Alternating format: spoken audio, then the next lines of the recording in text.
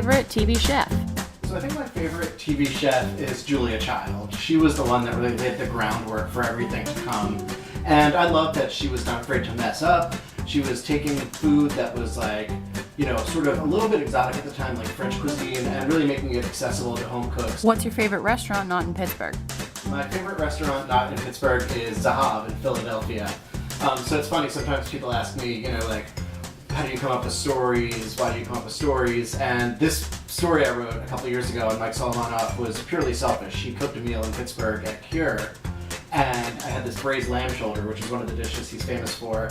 And I was like, man, I gotta meet this guy and talk to him. And I found out he actually grew up in Pittsburgh, went to his restaurant in Philadelphia. It's all Israeli cuisine, it's really fresh, it's really good. It's one of those things that there were all these small plates, and you know, 13 plates in, little plates, not big plates, you realize, whoa, this has been vegan the entire time. And then it moves on to that, to different things.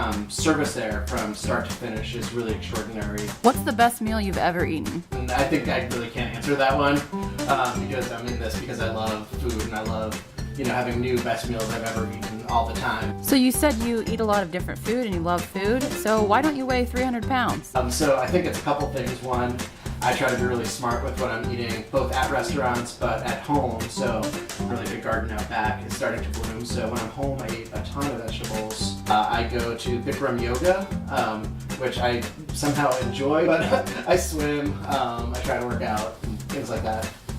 What is always in your fridge? Always really good eggs. Always. I think Pittsburgh and the area has a couple of places that raise really tasty eggs. And I think eggs are one of those things that in a pinch you can do for an omelet. You can make some rice and fry an egg and put it on top of it. You can make some lentils and put an egg on top of it.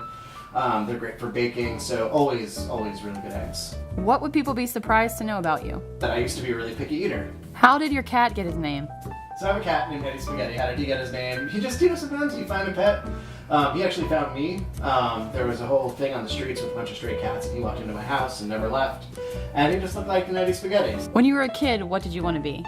I really wanted to be a lawyer and a politician. And then when I was 14, my family moved to California, and I took a theater class, and that all went out the window, and much to everyone's chagrin, I decided to become an actor instead. And so I did that for a while before becoming a restaurant critic. What's your go-to guilty pleasure food? Pizza, definitely. I love pizza. I think it's one of the greatest things in the world. What's the craziest thing you've done since coming to Pittsburgh?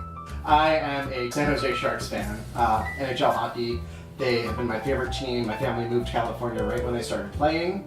And in their 25 years, they never made it to the Stanley Cup until a couple years ago, and they played the Pittsburgh Penguins.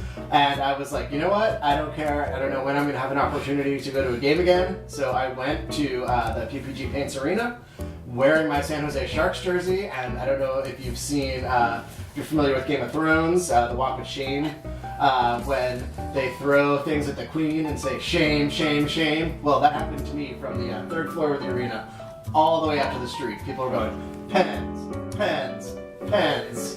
What's your favorite thing to do when not visiting restaurants?